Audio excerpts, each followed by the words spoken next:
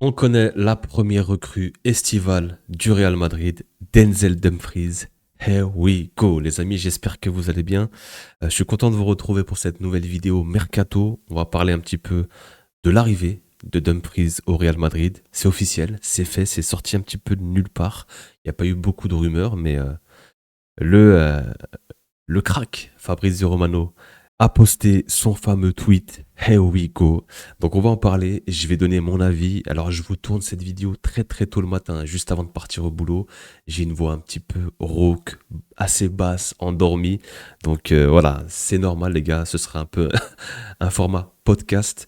Mais voilà, je vous tourne ça très très tôt le matin. Donc je compte sur vous les amis. N'hésitez pas à envoyer du petit pouce, des likes pour soutenir la chaîne. Donc pourquoi Denzel Dumfries? Déjà dans un premier temps, le Real a fait péter la clause de 20 millions, ça parle de 20, entre 20 et 25 millions d'euros, une clause libératoire qui est valable jusqu'en début juillet. Donc le Real n'a pas attendu, le joueur apparemment euh, a accepté aussi, le Real Madrid, donc ok. Déjà pour moi ça ressemble aussi à une opportunité. Je trouve que le montant par rapport au joueur et par rapport à ce qu'il est et ses accomplissements, bah, c'est plutôt raisonnable. C'est plutôt un bon coup, je trouve, encore de la part du Real. Il y a aussi le transfert et la rumeur Konaté. On en parlera un petit peu plus tard dans la vidéo. Pareil, pour moi, bah, c'est une opportunité. On le sait très bien, le Real va souvent chercher des joueurs en fin de contrat, libres. Et aussi, surtout, bah, il faut remplacer le tonton, le capitaine, Carvajal, qui a quitté le Real Madrid, la légende. Donc, numériquement, bien évidemment, tu te renforces et tu vas chercher euh, un latéral, même si tu vas récupérer Trent la saison passée, on sait comment tu allais le chercher avec cette clause de 10 millions pour le récupérer tout de suite avant le mondial des clubs. Ça a été un échec cette saison, très mitigé. Il y a eu quelques bonnes prestations, mais dans l'ensemble, c'est insuffisant. Pour moi, il n'a pas su s'acclimater. Il y aura une concurrence entre les deux, donc ça va être hyper intéressant. Denzel. Alors, Denzel de Prise, qu'est-ce que c'est cette saison? C'est 1300 minutes. Alors, il a très peu joué. Il y a eu un gros problème et surtout une opération à la cheville. Une opération qui a été effectuée en décembre. Ok, à la mi-saison. Il est revenu apparemment février, mars pour le dernier sprint final. Et j'ai un ami, moi, j'ai pas énormément regardé la Serie A et l'Inter, je vous dis honnêtement. Je connais le joueur, je l'ai déjà vu en Ligue des Champions avec les Pays-Bas. Mais de ce que mon ami, mon collègue m'a dit, c'est que son retour a fait énormément de bien et était allé chercher aussi la Serie A grâce à un joueur comme Dumfries. C'est un acteur majeur. On va en parler plus tard. Pourquoi? Parce qu'il a un rôle assez spécifique. Euh, donc, cette saison, c'est quand même 1300 minutes, 3 buts, une passe D. Ok, ça reste honnête pour un latéral. Par contre, quand on regarde 24-25, c'est 7 buts, 3 passes D. En Serie A, hein. Si on regarde en Champions cette saison-là, en Champions, la saison 24-25, la saison passée, c'est 2 buts, 3 passes D, dont justement ces 2 passes D contre le Barça au match retour, son doublé au match aller plus sa passe D, déterminant dans la qualification pour la finale, malheureusement perdu. Manita contre le PSG, historique. Il était bien titulaire, il était là. Mais je me souviens, j'ai le souvenir de cette demi-finale où il a été monstrueux et il a éliminé à lui tout seul quasiment le Barça. Donc rien que pour ça, welcome, bienvenue au Real Madrid. Sur ses dernières saisons en Serie A, depuis 21-22, depuis qu'il a rejoint l'Inter, c'est un latéral qui est décisif. J'ai envie de dire c'est un latelier. Je reprends les dires et les mots de Stan, les outsiders, dédicace à lui.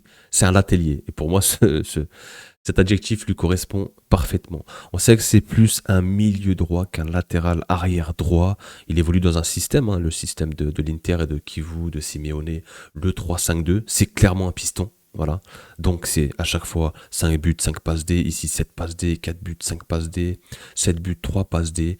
Donc c'est en moyenne 2000 minutes dans la saison. C'est quand même un joueur qui est assez fiable. 2 fois champion d'Italie, 3 fois vainqueur de la coupe, triple vainqueur aussi de la Super Coupe. Il y a aussi un titre avec le Sparta Rotterdam aux Pays-Bas. Ça reste un joueur, malgré cette saison où il s'est fait opérer, voilà, grosse opération de la cheville, mais il est revenu, il a joué, donc ça a l'air d'aller. Mis à part ça, voilà, c'est fatigue musculaire, lésion, ok, fièvre, blessure inconnue, fatigue, coronavirus. Voilà, il rate très peu de matchs, ça reste quand même une valeur sûre et un joueur très fiable. Euh, Comment tu pourrais le faire rentrer, comment le faire évoluer dans le système, dans le futur système de Mourinho? Alors Mourinho, il faut savoir que c'est plutôt un 4-2-3-1, 4-3-3. Est-ce que il aurait pour idée de jouer avec une défense à 3? La rumeur Konaté, qui va sûrement arriver, Militao, Heusen, pourquoi pas un autre défenseur central, il y a des rumeurs. Il pourrait jouer piston. Et je trouve aussi que Carreras, qui était au Benfica, hein. Donc il pourrait jouer aussi piston. Il a le profil en tout cas pour jouer piston, Carreras. Fran Garcia aussi, même si pour moi c'est un petit peu plus limité et tu plafonnes avec Fran Garcia. Mais je pense que Carreras, s'il se remet à l'endroit, il a le potentiel pour jouer piston. C'est un latéral qui est très offensif aussi, qui défend bien. Ils ont un petit peu les mêmes similitudes. Dumfries, c'est pareil, c'est très bon offensivement et défensivement aussi. Je trouve qu'il y a un vrai équilibre. Il a un vrai coffre physique. C'est un joueur de projection qui répète les efforts, qui fait des allers-retours. Il a 30 ans, il me semble, c'est ça, hein, si je dis pas de conneries. Ouais, c'est ça, 30 ans.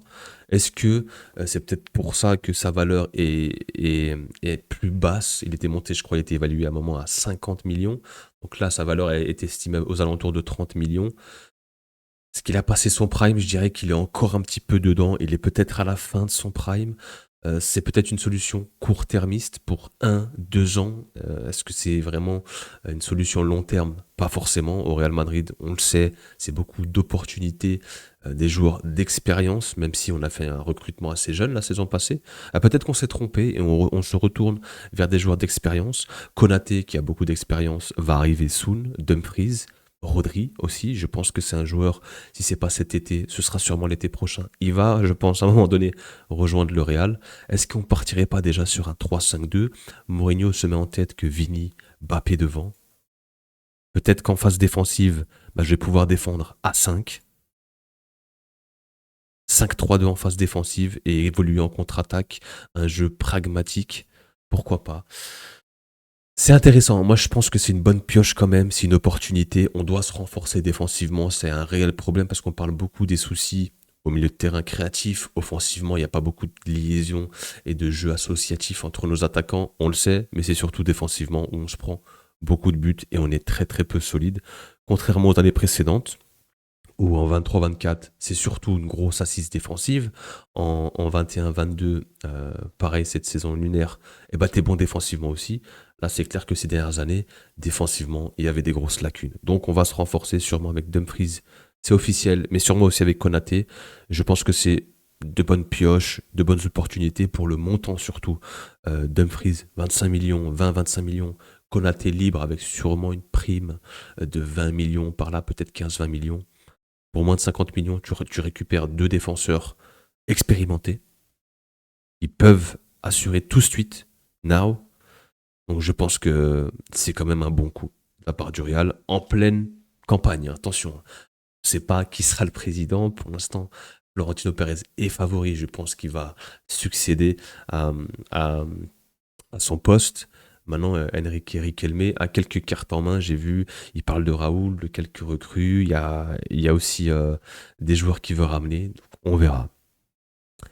Donc je parlais de Konaté justement, donc j'en parle un petit peu aussi. Ibu Konaté, on le sait, qui a dit ses adieux à Liverpool. Il est resté quelques saisons là-bas.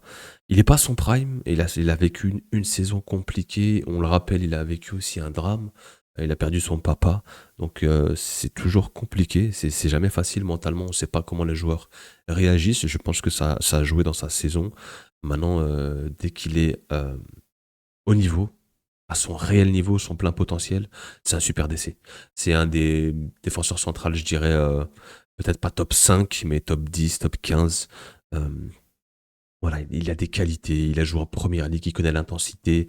C'est un joueur grand, très bon dans le duel aérien, rapide aussi, assez bon à la relance. Maintenant, il faut qu'il retrouve de la confiance. Et je pense que le Real Madrid, il y a beaucoup de Français, Tchouaméni, Bappé, Kamavinga, Ferland, donc il peut tout de suite s'acclimater. Ça a l'air d'être un bon type, un bon mec aussi. Donc moi je suis quand même content de l'arrivée, j'espère, de Konaté. Et on en a besoin, dans tous les cas défensivement. Militao n'arrête pas de se péter. Alaba qui va partir aussi. Asensio, c'est trop léger, il y a trop de lacunes. Euh, Rudiger, c'est sur une jambe. Et on a besoin d'un mec solide pour épauler Hussein. Donc je pense que pour une défense, une charnière à 2 ou une défense à 3, il peut rentrer parfaitement dans le système.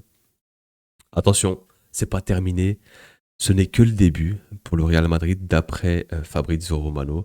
Donc le Real va essayer de frapper fort dans ce mercato. C'est important après 2 saisons blanches. Eh ben, tu dois revenir. Tu dois revenir. Tu dois frapper fort quand tu vois le Barça aussi, comment il commence à être agressif sur le marché. Ça faisait longtemps. Et c'est bien pour eux, ils ont raison. Déjà Gordon, ils vont sûrement aller chercher Julian Alvarez, peut-être d'autres recrues. Économiquement, ça va un petit peu mieux.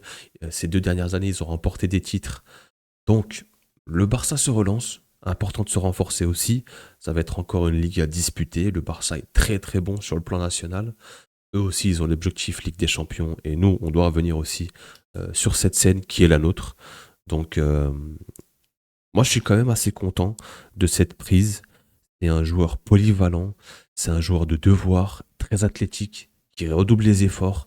Il a le profil Mourinho compatible. Voilà, maintenant c'est un joueur de système dans une défense à 4. Il peut jouer, mais je le préfère en piston. C'est un joueur très offensif, décisif, mais bon aussi défensivement. Dans le domaine aérien, c'est une menace aussi. Donc il est très très complet. Maintenant, comme j'ai dit, c'est une solution un peu court-termiste. Voilà, il va peut-être encore nous offrir 1, 2 ans au très très haut niveau. Après, ça peut vite sombrer, on verra.